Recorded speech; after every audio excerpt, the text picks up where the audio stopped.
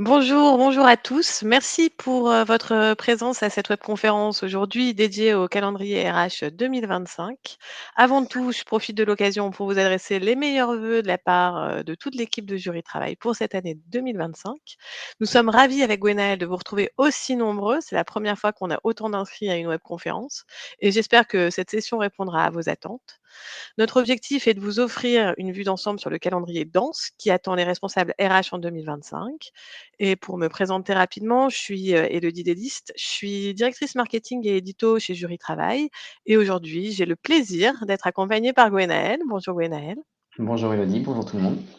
Et Marine qui est au clavier et qui sera en charge de répondre à vos questions pendant le webinaire. D'ailleurs, n'hésitez pas à poser vos questions tout au long de la présentation. Notre objectif est vraiment que vous repartiez avec une compréhension claire et opérationnelle du calendrier RH. On se fera un plaisir avec Gwenaëlle de répondre à vos questions à la fin de la webconférence. Alors, avant de commencer, j'aimerais prendre quelques minutes, pas beaucoup, pour vous présenter Jury Travail. Jury Travail, c'est le leader de l'information juridique en France depuis 20 ans. C'est une plateforme, c'est la plateforme de référence en droit, surtout droit du travail, mais pas que, en gestion des ressources humaines. Et on accompagne les employeurs, les RH, les managers dans toutes leurs démarches juridiques. Chez Jury Travail, c'est plus de 50 juristes, Bac+5, qui travaillent au quotidien pour produire des contenus et répondre à nos clients, dont fait partie Gwenaëlle. On accompagne 3000 clients au quotidien, donc dans tous les domaines de droit social, droit fiscal, droit des sociétés.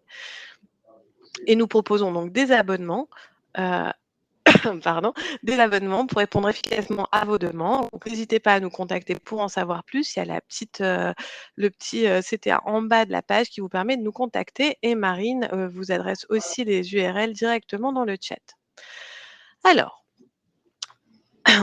2025, c'est une année qui s'annonce riche en actualités pour les ressources humaines. Entre les nouveautés légales, les modifications de gouvernements successifs, les échéances importantes à respecter, il nous a semblé important avec Gwenaëlle de revenir avec vous sur cette période pour organiser votre année de manière rigoureuse et aussi avoir assez d'anticipation pour pouvoir tout gérer.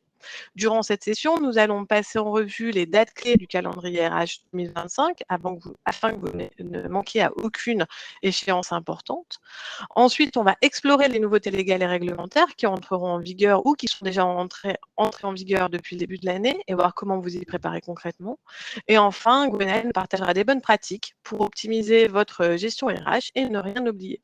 Encore une fois, notre ambition est de vous offrir des repères clairs, précis, des outils pratiques pour aborder cette année sereinement. Donc, n'hésitez pas à nous poser des questions. On se fera un plaisir d'y répondre. On y va? Go. Allez, c'est parti. Donc, la première partie sur les dates clés. Alors, ça ne change pas la slide. Sur les dates clés du calendrier RH, on a découpé ça en 3 parties. 1, les échéances communes à chaque entreprise. 2, les échéances spécifiques en fonction de la vie de l'entreprise. Et 3, les moments importants pour une meilleure cohésion sociale. Donc, quelles seront les principales échéances auxquelles toutes les entreprises doivent se conformer chaque année, Gwenaëlle?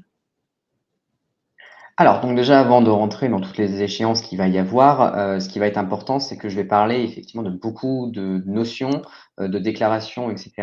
Alors, le sujet de la webconférence étant sur les dates, on n'aura pas spécialement le temps avec Elodie de détailler tout ce que doit déclarer ou tout ce que doit contenir une déclaration. Pour cela, effectivement, Elodie va en parler, il y aura des différents dossiers et on va surtout se concentrer sur les dates de déclaration.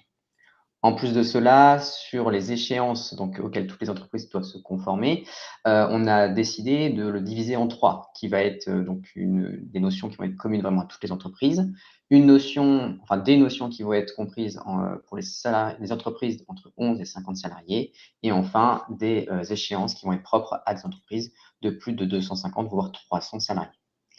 Pour commencer, les échéances qui vont être communes à toutes les entreprises, peu importe le nombre de salariés, on va en retrouver 3 grandes. On va retrouver la DSN, donc qui va être la déclaration sociale nominative. Cette DSN va permettre du coup aux employeurs de déclarer, de calculer et de déclarer les cotisations sociales qu'elles doivent reverser aux différents organismes. Et le but de celle-ci, ça va être d'informer justement ces organismes du nombre de salariés, des salaires, et justement, ça va permettre les cotisations de celles-ci suivant les organismes. On va retrouver France Travail, l'assurance maladie, l'URSSAF, HRCO, etc., etc. Revenons au sujet de la webconférence. La DSN, donc la déclaration sociale nominative, quand est-ce qu'elle doit se faire? Là, elle varie, la date, elle varie suivant le nombre de salariés dans l'entreprise. Si l'entreprise a moins de 50 salariés, la date, effectivement, ça va être tous les 15 du mois. Par contre, si l'entreprise emploie 50 salariés ou plus, là, ça va être tous les 5 du mois. Donc voilà un peu pour la DSN. On va retrouver également les taxes sur les salaires. Alors, les taxes sur les salaires, elles vont varier, en tout cas la date de déclaration et la durabilité, ou en tout cas la temporalité à laquelle la déclarer, elle va varier suivant le montant de la taxe.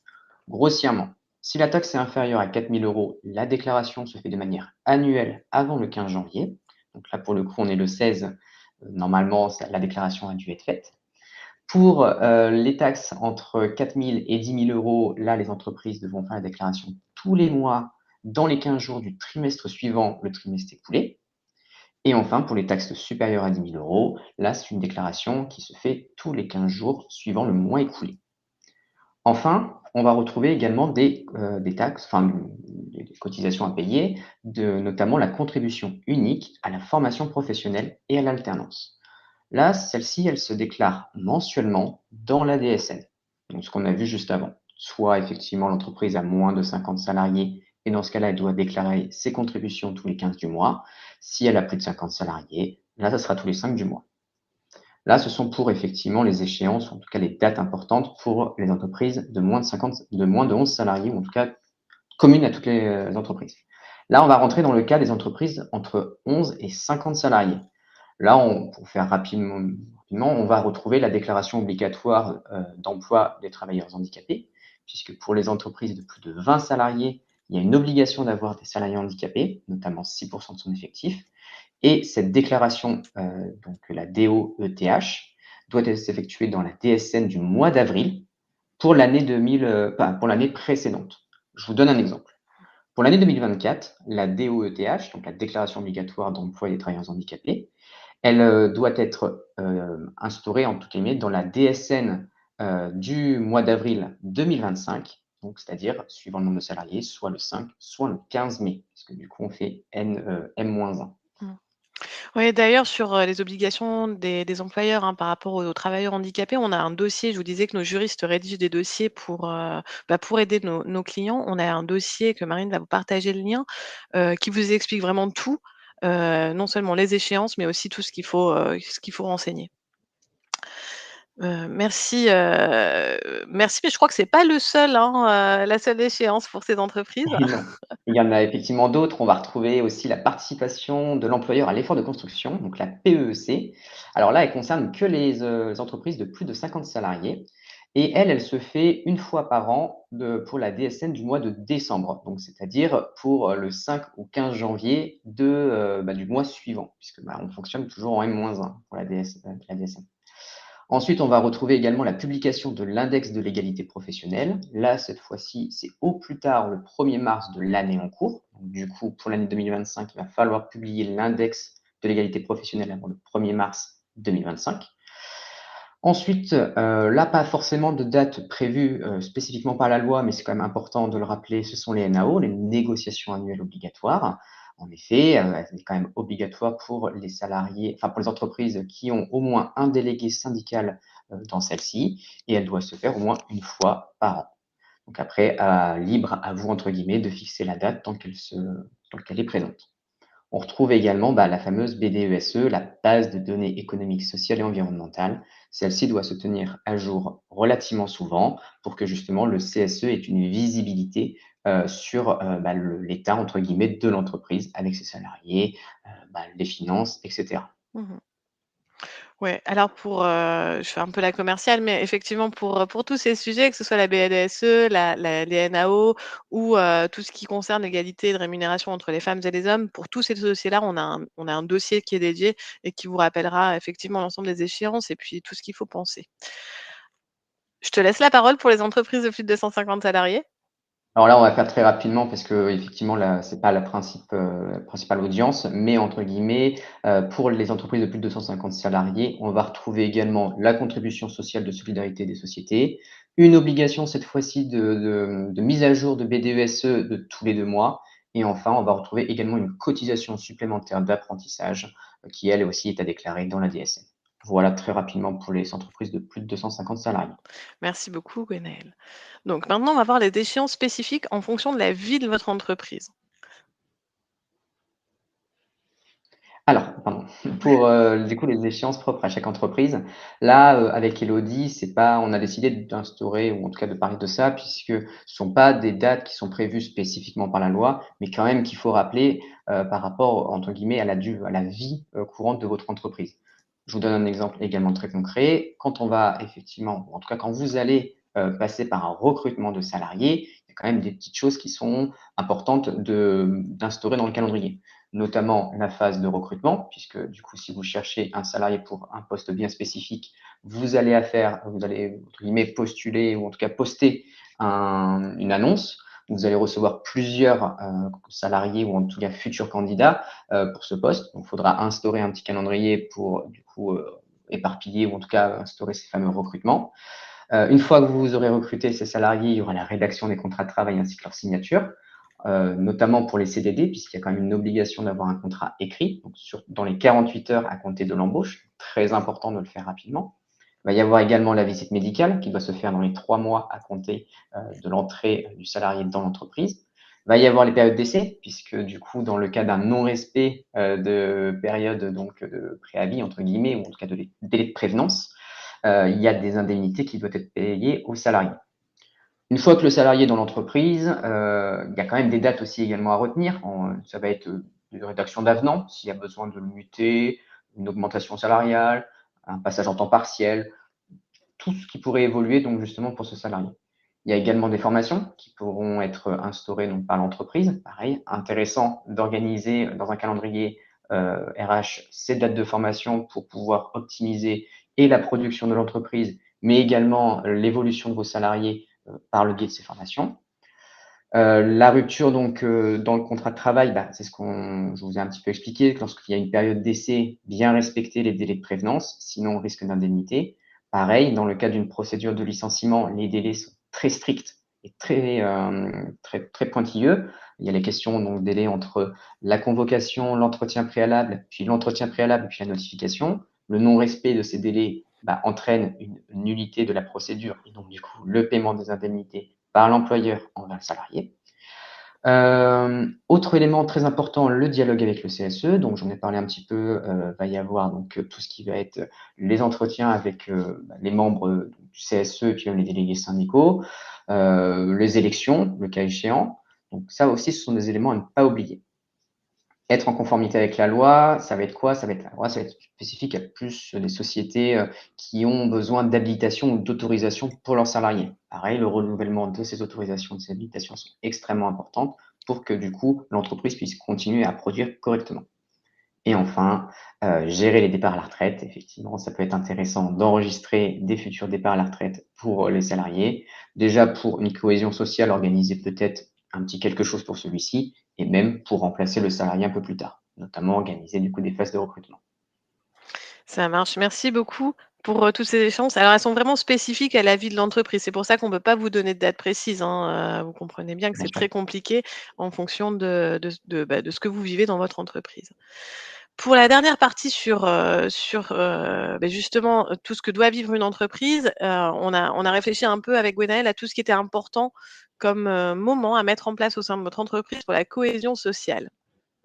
Vas-y, je te laisse. Alors là, pour la cohésion sociale, pardon, excuse-moi, Oui, je Elodie. t'en prie. Du coup, pour la cohésion sociale, là, il y a absolument rien d'obligatoire. Ce sont en fait des choses qu'on va vous proposer avec Elodie. C'est une liste non limitative. Il peut y avoir plein d'autres événements que vous pouvez ajouter à votre calendrier, mais il est quand même assez intéressant d'instaurer ce genre de pratique pour en fait avoir justement une bonne cohésion sociale, que les salariés de l'entreprise se sentent bien et qui permet de créer des petits événements pour couper un peu du monde du travail.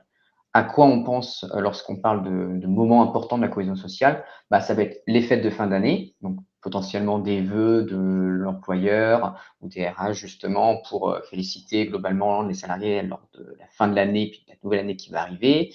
Ça peut être des pots de bienvenue pour les nouveaux salariés qui vont arriver dans l'entreprise ou même des pots de départ pour les salariés qui le quittent. Il peut y avoir également les anniversaires d'entreprise lorsqu'elles fêtent des périodes assez importantes, les 5 ans, les 10 ans, les 20 ans. Il peut y avoir également la journée de la femme, une petite journée avec un petit événement ou une petite organisation justement pour ces journées-là, ça peut être important. Ça montrerait effectivement une importance pour l'entreprise sur l'égalité homme-femme. Et puis, enfin, organiser aussi des petits événements lors des pôles ou des journées d'entreprise qui sont organisées par les écoles aux alentours. Ça peut être intéressant pour les entreprises de se montrer auprès donc des partenaires extérieurs et peut-être des futurs salariés. Enfin, voilà, c'est plein de petites choses qui s'organisent et qui peuvent permettre une meilleure cohésion entre guillemets des salariés dans cette entreprise. Mmh. Si je peux donner un exemple, Jury Travail, donc c'est une entreprise qui a 20 ans et il y a 20 ans l'année dernière et l'année dernière, pour la première fois, parce qu'on est situé, à Nanterre, à La Rochelle, à Clermont-Ferrand, à, Bordeaux et à Nantes. Pour la première fois depuis 20 ans, on a rapproché les 3 principaux sites, hein, La Rochelle, Clermont et Paris à La Rochelle et c'est vrai que ça nous a fait tous, déjà très plaisir et puis ça a créé un mouvement de cohésion qui était très fort, qui nous a portés sur, une grosse partie de l'année quand même, hein. Donc c'est pas anodin. Donc merci Gwenaëlle de nous avoir fait part de tout ça. C'est intéressant je pense pour tout le monde. On en a fini avec la première partie. J'ai bien vu vos messages, hein, sur, le fait d'avoir un récap avec les dates. On fera une actu du coup dédiée qu'on mettra dans le lien, dans le mail, récap avec le replay et puis, comme ça vous aurez toutes les dates, clés, au centre d'un support. Je crois que c'est Marine, je crois qu'il y avait pas d'autres questions. Pour les autres questions, autres que sur le support, Gwenaëlle lit pas les questions en même temps parce qu'on a peur que ça nous déconcentre et donc ça nous fasse perdre le fil. On répondra à la fin aux questions si ça vous embête pas. Donc nous démarrons la partie 2. Pour cette partie 2, donc c'est sur les nouveautés légales et réglementaires, ce qu'il faut anticiper. On a prévu avec Gwenaëlle 2 petits vrais faux que vous verrez apparaître au cours de la webconf. C'est dans pas longtemps et l'idée c'est que vous y répondiez, c'est très simple, hein. Il va y avoir une petite pop-up, vous y répondez et ensuite, Gwenaëlle nous dira si on a bon ou si on n'a pas bon. Donc sur les nouveautés légales et réglementaires, la première question, c'était sur la loi sur, la partage de la valeur, donc l'exprime Macron. Alors où on en est? Quelles sont les nouvelles obligations depuis le 1er janvier? Alors du coup, pour la loi, sur le partage de la valeur, donc loi très importante qui date de 2023. Effectivement, il y a des nouveautés qui ont été, mises en place pour le 1er janvier 2025. En effet, donc les PME de 11 à 49 salariés sont concernés directement par cette loi et vont devoir instaurer un dispositif de partage de la valeur parmi les 3 justement qui sont proposés par la loi. Alors quelles sont-elles? Ça va être soit la mise en place d'un plan de participation ou d'intéressement, soit le versement d'une prime de partage de la valeur, soit un abondement à un plan épargne salariale. Donc c'est un PE, un PEI, PERCO, etc. Alors, normalement, toutes les entreprises donc de plus de 11 salariés sont concernées par cette loi de partage sur la valeur, mais il y a quand même des conditions pour qu'elles soient assujetties à cette loi. En effet, cette loi s'applique aux entreprises qui ont un bénéfice net fiscal de au moins 1% de leur chiffre d'affaires pendant les 3 exercices consécutifs. Donc pour l'année 2025, ça va être 2022, 2023 et 2024. Si effectivement il n'y a pas eu de bénéfice net fiscal au moins égal à 1% sur l'une des 3 années, l'entreprise n'est pas concernée par ce dispositif. D'accord. Sachant que cet dispositif, c'est expérimental. Elle va être testée sur une durée de 5 ans et du coup, en 2030, normalement, on verra si le dispositif est prolongé, adopté ou fini par Donc rapport à effectivement au renouvellement possible. ouais, quelque part, ça a plus vraiment rien à voir avec la première prime Macron qu'on avait, il y a, 4-5 ans, quoi. Exactement. Ah Ouais, ouais, le but est de pérenniser, en tout cas, de voir ce qui peut être fait, de pérenniser ce principe-là. d'accord. Très bien, merci beaucoup. La deuxième question, c'est sur les aides à l'embauche des alternants. Il y a eu beaucoup d'allers-retours, hein, sur ce sujet. Alors pour, les aides aux alternants, effectivement, il y a eu une modification, en date du 30 décembre 2024. En effet, les aides ont diminué, par rapport aux années précédentes. À titre d'exemple, pour les entreprises de moins de 250 salariés, avant, il y avait une aide de jusqu'à 6 000 € pour l'embauche effectivement d'un alternant. À partir donc du 1er janvier 2025, cette aide est réduite de, jusqu'à 5 000 €. Ça marche. Pour les entreprises Attends, avant pardon? d'aller plus loin, on va faire le Oui. vrai faux si tu veux bien. Ah d'accord. Comme ça, on pourra expliciter davantage. Donc le vrai faux, je lance, une entreprise n'ayant pas d'alternant est-elle, concernée par la contribution à l'alternance? Donc je vais mettre un petit peu de temps, je vais vous laisser un peu le temps de répondre. Est-ce que déjà vous voyez le sondage? De mon côté, c'est écrit en cours, mais,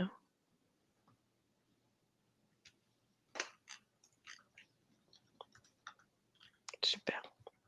Alors il faut répondre sur le sondage, pas dans le chat.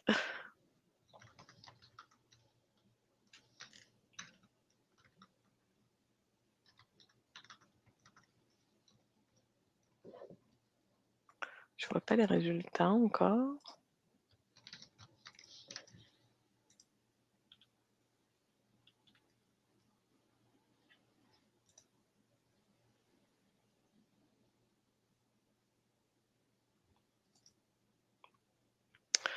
Alors, je laisse encore, 10 secondes et ensuite je ferme les votes. Là, pour le moment, c'est plutôt le faux qui l'emporte. Tu me dis quand tu veux que je réponde. Allez, c'est parti. Les résultats du sondage ont été publiés. Vous voyez, il y a 56 de personnes qui ont dit que faux et 44 qui disent que oui. Alors, du coup, la réponse, c'est que, même si une société n'a pas d'alternant, elle est concernée par cette contribution en alternance, puisque en fait, il y a des critères pour pouvoir être exonéré. C'est lié, du coup, au fait qu'il y ait déjà au moins un apprenti, potentiellement pour être exonéré, et ça dépend également d'une masse salariale. En effet, cette, contribution, il faut que la masse salariale soit inférieure à un certain montant fixé par décret, et s'il réunit ces 2 critères, enfin, si l'entreprise réunit ces 2 critères, elle est exonérée de cette contribution. Mais sinon, même si elle n'embauche pas d'alternant, elle est quand même assujettie à cette contribution. Ça marche. Merci beaucoup. Donc si on revient aux aides à l'embauche des alternants, maintenant qu'on a bien, eu, l'information que, il faut pouvoir, que toutes les entreprises sont concernées. Alors vas-y, réexplique-nous tout ça. Alors du coup, je reprends donc les aides effectivement à l'embauche des alternants, donc avec le décret du 30 décembre 2024. Donc il y a une modification de l'aide, vue à la baisse. Pour les entreprises de moins de 250 salariés, cette aide, elle passe de 6 000 à 5 000 € grossièrement. Et ensuite, pour les entreprises de 250 salariés et plus, c'est effectivement 2 000 € que cette aide sera fixée. Il y a quand même l'ajout, d'une aide, en plus, avec justement qui est cumulable avec les 2 aides que je viens de préciser. C'est que pour l'embauche d'un alternant, donc d'un apprenti, qui est là en situation de handicap, il y a une aide qui va être en plus de ce que je viens de dire, qui est de 6 000 €. Donc aide qui n'existait pas avant, en tout cas qui n'a pas été fixée par ce décret et qui est du coup est rajoutée aujourd'hui. Mmh, très clair, merci beaucoup. La question d'après porte sur les tickets resto. Pareil, il y a eu beaucoup d'allers-retours, hein, sur les tickets restaurants. Ça a même changé avant-hier. Est-ce que tu veux nous en parler? Alors, ticket restaurant, effectivement, il y a eu une évolution, très importante. Alors pour vous faire déjà une petite historique, il me semble que ça date effectivement de pendant le Covid où le gouvernement avait décidé, d'instaurer un principe qui permettait en fait aux salariés d'utiliser les tickets restaurants pour payer en fait les courses classiques, des produits non, déjà, utilisables. Je pense par exemple notamment aux pâtes ou au riz, à titre d'exemple, et d'augmenter également le montant des tickets restaurants pour les passer de 19 € par jour à 25. Mmh. En théorie, du coup, ce principe avait été, prolongé jusqu'en 2024 et suite du coup à la censure du gouvernement, début décembre, nous n'avons pas eu de prolongation de ce principe des tickets restaurants utilisables pour payer les courses. Ce qui a fait que, à partir du 1er janvier jusqu'au 14 janvier, il n'était pas possible pour les salariés d'utiliser les tickets restaurants pour acheter des produits, non utilisables sur le moment. Mais du coup, petite évolution effectivement, suite à le nouveau gouvernement. Le mardi 14 janvier, il y a eu un vote du Sénat qui a prolongé du coup d'1 an cette fois-ci, donc jusqu'en 2026. Donc à voir ce que ça donnera en 2026 sur ces fameux tickets restaurants. Mais donc mardi 14 janvier, prolongement d'1 an de l'utilisation des tickets restaurants pour pouvoir payer les courses. Et donc les salariés peuvent utiliser librement, entre guillemets, sauf le dimanche et les jours fériés, leur ticket restaurant. Alors d'ailleurs, une petite question, un petit vrai faux sur les questions, sur les tickets restaurants. Donc même principe, hein, vous allez voir le petit sondage s'ouvrir. Hop, la question est: un salarié peut refuser la mise en place de tickets restaurants dans l'entreprise? Alors attention, il y a un piège, hein, on joue un peu sur les mots. C'est où? C'est là. Oui.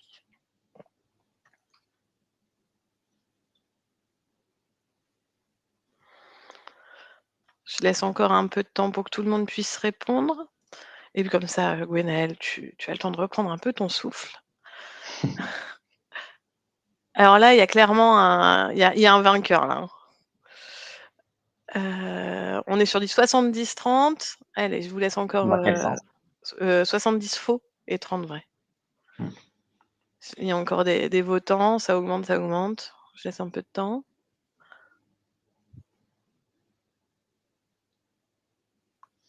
Allez, on arrête. Fermez les votes et donc du coup, partagez les résultats. On est donc à 69 c'est faux, pour 31 c'est vrai. Alors effectivement, tu as bien fait de le spécifier, on joue sur les mots parce qu'en fait, est-ce qu'un salarié peut refuser la mise en place des tickets restaurants dans l'entreprise? Non, il ne peut pas refuser la mise en place. C'est effectivement l'employeur ainsi que les membres élus du CSE ou délégués syndicales qui mettent en place ces fameux tickets restaurants. Par contre, et c'est là où on joue sur les mots, un salarié peut refuser de toucher les tickets restaurants. L'impact, c'est quoi? L'impact, c'est que la partie qui va être prélevée sur le salaire, bah, du coup, ne sera pas prélevée sur le salaire et sera directement versée sur le salaire brut, en tout cas net, lors du paiement du salaire donc de manière mensuelle. Et la partie que l'employeur introduisait dans ces tickets restaurants ne sera pas versée sur le salaire. Ce sera entre guillemets de l'argent perdu. Eh oui. Très bien, merci. Alors là, on va passer à tout ce qui est autre évolution à prévoir sur l'année. Je t'écoute, on t'écoute. Alors là, ce sont effectivement des évolutions qui ont une petite importance, mais qui ne peuvent pas être détaillées au vu donc, du peu d'impact, entre guillemets, dans les entreprises. Vous allez le voir, ça va être par exemple le CPF qui va évoluer. En effet, les cours, entre guillemets, ce qui peut être utilisé déjà, l'utilité va être réduite par le gouvernement, mais également, l'utilisation par le salarié de son compte CPF va être, introduit, en tout cas, il va y avoir une introduction à une participation financière obligatoire du salarié pour l'utilisation. Cette participation, elle est fixée à 102,23 € et donc du coup, pour utiliser son CPF lors d'une formation, d'un cours ou quoi que ce soit, le salarié devra fixer en plus de son CPF ce montant, qui pourra être modifié ou modulable suivant les différents décrets qui vont sortir. Ensuite, va y avoir la question des CSP. Alors les CSP, pour faire très rapide, en gros, les avenants ou en tout cas les CSP qui ont déjà été, faits, vont les prolongations ces avenants vont être prolongés durant, l'année, 2025, pour ceux qui ont été faits en 2024. Pour l'AJPA, donc l'allocation journalière des proches aidants, la durée d'indemnisation, elle va être renouvelée si un proche, aidant, va utiliser, enfin en tout cas va aider plusieurs membres de sa famille. Et donc du coup, c'est intéressant ce mécanisme pour les salariés de leur rappeler qu'il y a cette allocation, en plus donc du travail qu'ils effectuent. Enfin, il y a la question du bouclier tarifaire. Le bouclier tarifaire, à partir du 1er février 2025, il prend fin et du coup, ça pourrait entraîner une augmentation du tarif de l'électricité. Suivant les entreprises qui consomment plus ou moins d'électricité, ça pourrait avoir un impact un petit peu plus tard. Mmh. Ouais, tout à fait. Merci beaucoup Gwenaëlle. Je pense qu'on a fait le tour des nouveautés pour 2025. Alors je vous propose de passer à la 3e partie sur, les bonnes pratiques pour optimiser votre gestion RH et rester conforme tout au long de l'année. Alors, c'est une proposition, hein, qu'on vous fait avec Gwenaëlle. Je te laisse la parole. Alors, du coup, il va y avoir 2 grandes «clés de gestion» entre guillemets, qui vont être importantes. Ça va être déjà, l'importance d'avoir un calendrier RH bien organisé et bien optimisé pour qu'en fait, chaque échéance ou chaque date importante qui vont être soit communes à toutes les entreprises, soit propres à votre entreprise, soit bien notifiées, bien instaurées. Ça va permettre, du coup, une clarté au niveau donc, des managers potentiellement ou de d'autres instances qui organisent votre société. Alors comment faire ça? Ça va être déjà de préparer un calendrier. Déjà, on va analyser les besoins, analyser également les dates importantes propres à l'entreprise. Ensuite, tout bêtement, vous pouvez organiser un calendrier RH soit sur papier, de façon électronique, fichier Excel, Word, enfin, logiciel dédié, peu importe, tant qu'effectivement, que ça soit bien notifié à l'écrit et que ça soit bien, clair pour tout le monde. Ensuite, une fois que vous avez votre calendrier qui est bien organisé, toujours mettre à jour ce fameux calendrier puisque des dates ou des échéances peuvent apparaître, plus ou moins, tardivement, dans le calendrier de 2025. Ensuite, ce qui peut être également intéressant, c'est de diffuser ce calendrier pour les instances, gérantes de la société. Je pense donc du coup aux managers notamment, qui vont avoir une visualisation des dates importantes pour les salariés ou pour eux-mêmes. Heu, Autre sensibilisation ou autre, question, clé de la gestion RH, ça va être la sensibilisation à la veille juridique. En effet, là, comme on vient de le voir un petit peu dans le thème précédent, il y a beaucoup d'évolutions juridiques qui sont faites au niveau national, mais également au niveau conventionnel. Là, au niveau légal ou en tout cas au niveau étatique, on a vu les modifications des tickets restaurants, les aides alternants, et cetera, et cetera. Il peut y avoir également des renégociations conventionnelles, notamment de conventions collectives nationales, et ça va être important de se tenir à jour sur ces évolutions. Par exemple, une revalorisation du SMIC pourrait très bien intervenir cette année, une revalorisation ou alors une revalorisation des grilles tarifaires ou des grilles salariales dans les conventions collectives, d'autres choses qui peuvent être instaurées. Et c'est pour ça que du coup, il sera intéressant de faire une veille juridique permanente, soit en début d'année, soit au cours de l'année, pour pouvoir vérifier toutes ces modifications. Mmh. J'en profite, Gwenaëlle, juste pour vous informer que tous les lundis, nous, on envoie une newsletter à l'ensemble de notre base pro qui explique, bah, voilà, ce qui va se passer dans la semaine, et ce qui va se passer dans le mois et à chaque fin de mois, on fait un récap de tout ce qui a prévu tout ce qui s'est passé le mois précédent et tout ce qui va se produire le mois suivant, pour, voilà, donner des grandes échéances, des grandes voilà, des dates clés à ne pas manquer. Concernant, les modifications des grilles de salaire, c'est vrai que c'est un sujet sur certaines conventions collectives, ça change assez régulièrement. Pareil, nous, on a mis en place, un système d'alerte, des con on appelle ça alerte convention collective. Dès que,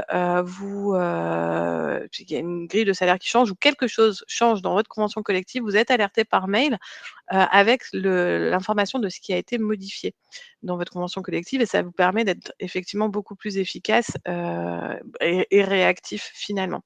Alors, Gwenaëlle, me permets juste de revenir sur, la partie précédente. On a eu pas mal de questions sur les CPF, sur le CPF. D'accord. Est-ce que tu peux nous réexpliquer s'il te plaît? Alors, le CPF en soi, ça va surtout concerner les salariés. Avant, pour, à titre indicatif, avant, il y avait un montant qui était indiqué donc, sur le compte CPF qui permettait d'utiliser ce montant pour le salarié, pour une formation, pour des cours, particuliers, enfin peu importe, enfin pour ce qui est proposé sur le site, de formation. Ce qui va changer en fait par rapport à 2025, c'est que, enfin 2024, c'est qu'il y a un décret qui est sorti, du 26 décembre 2024 et en fait, elle instaure que pour l'utilisation du CPF pour les salariés, donc avant, c'était relativement gratuit, mais c'était juste qu'on utilisait le montant du CPF. Maintenant, le salarié doit, entre guillemets, «participer de sa poche» en plus du compte CPF pour pouvoir bénéficier des formations, ou en tout cas de ce fameux compte CPF. Imaginons, je vais prendre peut-être un exemple, ce sera peut-être plus clair.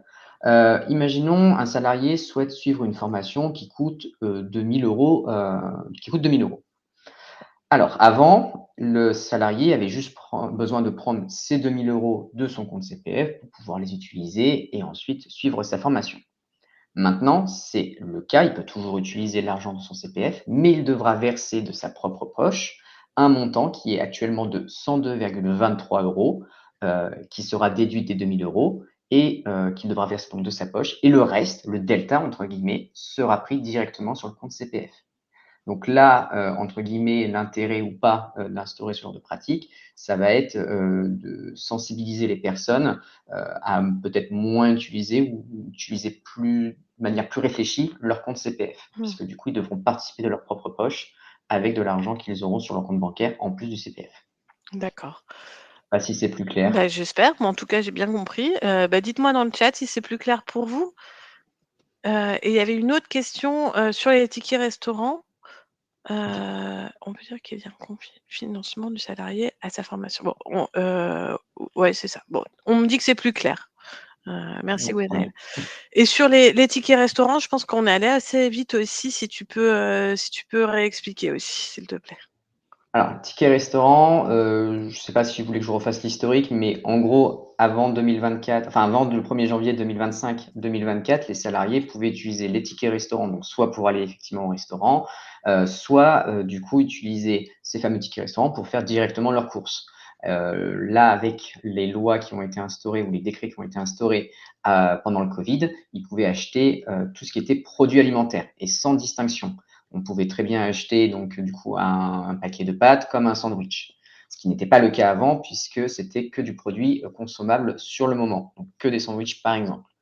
Donc avec la loi qui a été instaurée pendant le Covid, on pouvait faire toutes les courses alimentaires avec les tickets restaurants, sauf que ce n'est pas un principe dit périn, c'est un principe qui est instauré de manière limitative dans le temps. Le 1er janvier 2024, il y avait déjà eu la question de savoir si on allait pouvoir le faire pour 2024, sauf que du coup, ça a été prolongé par le gouvernement à l'époque pour 2025, donc de manière annuelle. Sauf que en décembre, on a eu la censure du gouvernement et lors de cette censure, ce projet de prolongation pour 2025 n'avait pas pu être voté.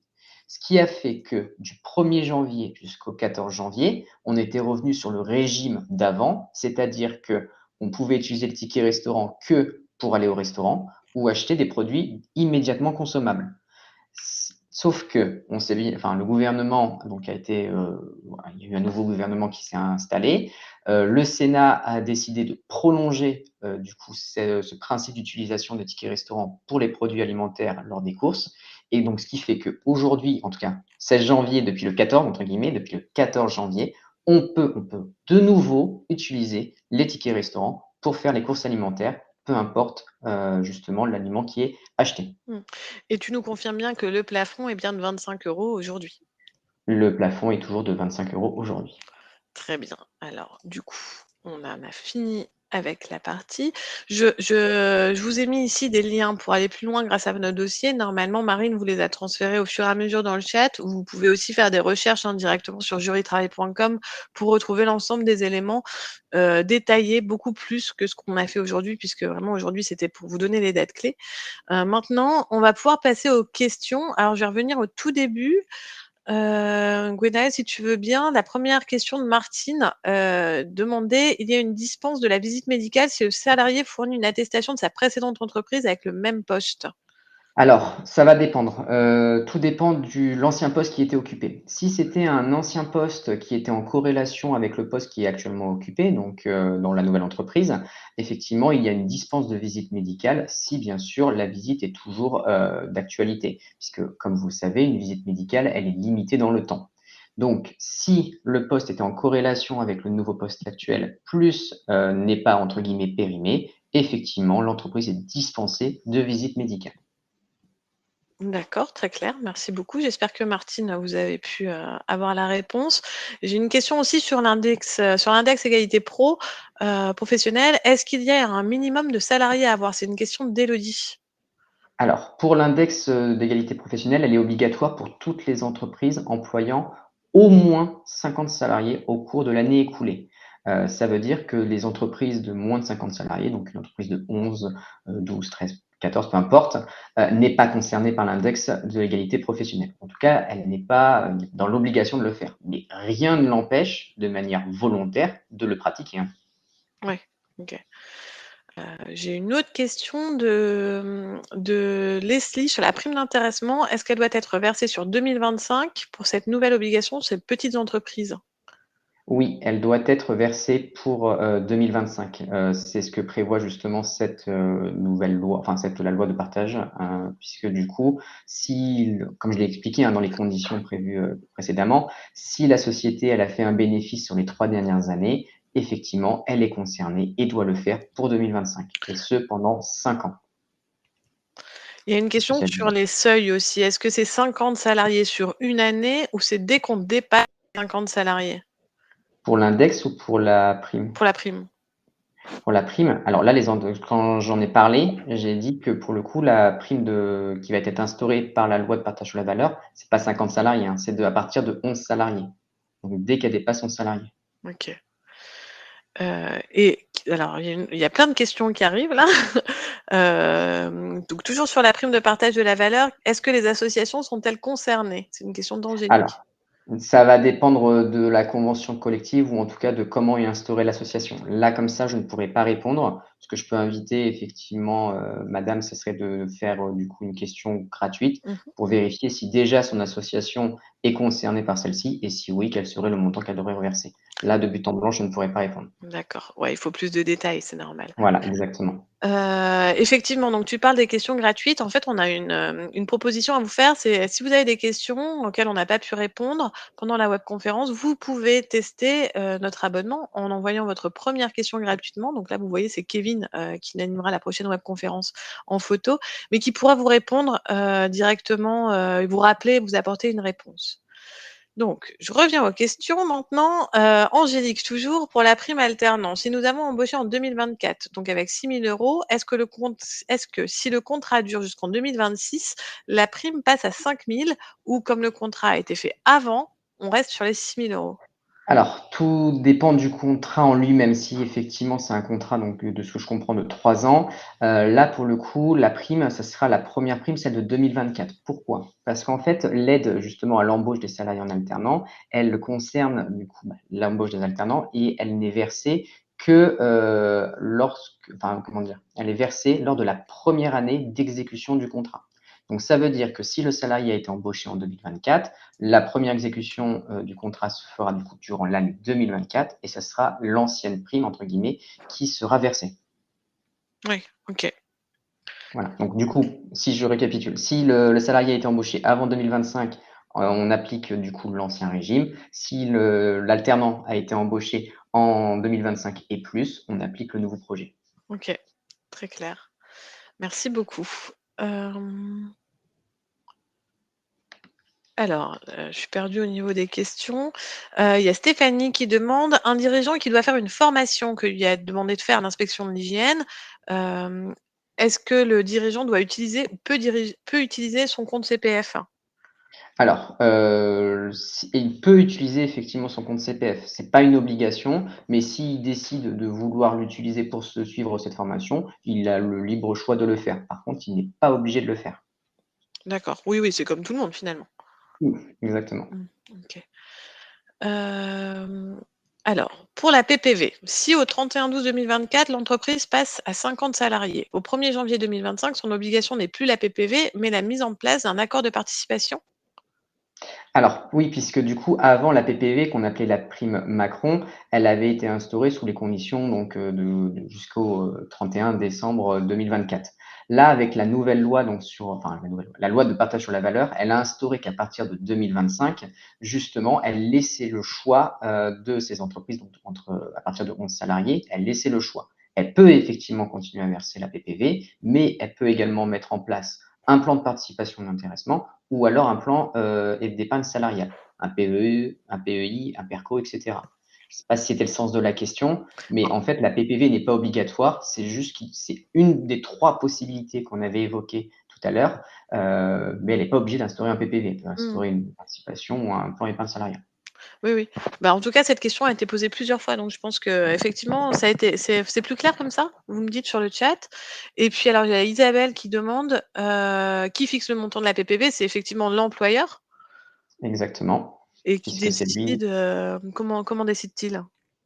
Alors et ça va dépendre en fait du bénéfice qu'il va du coup, faire dans son entreprise, et du pourcentage donc de celle-ci et bien sûr des négociations qui vont avoir lieu avec, les membres, du CSE. Mmh. très clair. J'ai certainement loupé des questions en route, je suis désolée. Alors il y en a des nouvelles tout le temps, donc ça va. Ça va Gwenaëlle? Parce que je sais que des fois répondre à des questions comme ça à chaud, c'est pas évident. Ça va? Oui, oui, ça va. OK. Alors, il n'y a pas de minimum pour la PPV. Le minimum, c'est Mmh. 0, on peut décider de pas le faire? Exactement. Alors attention, on peut pas décider de pas le faire si, Si on on a doit absolument le faire si effectivement il y a un bénéfice net fiscal, en tout cas la condition que j'avais évoquée tout à l'heure, de au moins 1 mais après il doit y avoir une prime, il n'y a pas de montant minimum, il doit y en avoir une. ouais. Est-ce que le montant, doit être le même pour tous? Alors, là, ça va être délicat cette, question parce qu'en fait, va y avoir un principe d'égalité qui va jouer entre les salariés. On peut pas, entre guillemets, «discriminer» un salarié sur la PPV et du coup lui donner plus ou moins par rapport à un autre, sauf si effectivement l'employeur arrive à légitimer d'une façon non discriminatoire, le versement de cette PPV. Donc, du coup, la réponse, elle est, du coup, oui, on doit verser le même montant à tous les salariés, sauf si effectivement on décide de classifier ou entre guillemets «de donner plus à telle catégorie de salariés et pas à d'autres», mais toujours sur un principe non discriminatoire. Mmh, oui, oui. Bah, oui, c'est important, ouais. Est-il possible de verser une PPV pour les TPE de moins de 11 salariés, même si la société n'est pas bénéficiaire? Alors, oui, vous pouvez. En soi, l'obligation, c'est là, je parle vraiment de la loi de partage, sur la valeur. C'est une obligation qui est concernée par les entreprises de plus de 11 salariés. Donc là, pour le coup, ils n'ont pas le choix s'ils respectent bien sûr les conditions. Après, du coup, pour les entreprises de moins de 11 salariés, fondamentalement, bah, rien n'empêche, sur leur bon vouloir, d'instaurer ce type de prime pour effectivement une cohésion sociale. Donc oui, vous pouvez, mais la loi ne vous oblige pas à le faire. Mmh. Ouais. Je ne sais pas s'il y a encore des questions sur la PPV. Alors, pas obligé de mettre en place intéressement participation en 2025 si on a en place la PPV pour une entreprise de 11 salariés. Tu peux répéter la Est-ce question? qu est-ce qu'il est Ah, obligatoire de mettre en place, l'intéressement et la participation en 2025 si on a en place la PPV pour une entreprise de 11 salariés? alors, je pense que j'ai pas été clair, effectivement sur la loi. Je vais reprendre. Donc la condition pour, effectivement verser la PPV, c'est que les entreprises, soient au moins donc, supérieures à 11 salariés et qu'elles aient fait un bénéfice de au moins 1 sur leur chiffre d'affaires pendant 3 ans consécutifs, donc 2022-2023-2024. Sur ce dispositif, il va durer pendant 5 ans, c'est un dispositif expérimental. Peut-être qu'au bout des 5 ans, on oubliera ce principe, peut-être qu'au bout des 5 ans, on va instaurer ce principe de manière définitive. Et en fait, comment effectivement se démarque la loi de partage sur la valeur par rapport aux années précédentes et par rapport à la PPV, c'est que du coup, si l'entreprise elle a plus de 11 salariés et qu'en plus elle a fait un bénéfice, donc de 1% sur les 3 dernières années, elle a le choix, et j'insiste sur le choix, du dispositif de partage de valeur. Soit elle fait une PPV, une prime de partage de la valeur, soit elle met en place un plan de participation d'intéressement, soit elle fait un abondement à un plan d'épargne salariale, un PEE, PEI, PERCO. Donc, si effectivement une entreprise a déjà instauré une PPV et qu'en plus elle continue sur ce principe-là, elle n'est pas obligée de mettre en place un plan de participation ou d'intéressement, puisque c'est justement un choix qui est laissé par la loi. Le Mmh. but, c'est de transmettre, entre guillemets, de partager, du coup, les bénéfices qui ont été effectués. Après, libre champ, effectivement, à l'entreprise de choisir entre les 3 possibilités. Maintenant, ce que vous pouvez faire, c'est nous contacter pour voir ce qui serait peut-être le plus intéressant ou pas par rapport à votre entreprise, de verser soit la PPV, soit la prime de participation. Mais là, le problème, c'est qu'on ne peut pas faire du cas par cas, sur une webconférence, hein. Bah, oui, bien sûr. Tu as bien raison de le dire.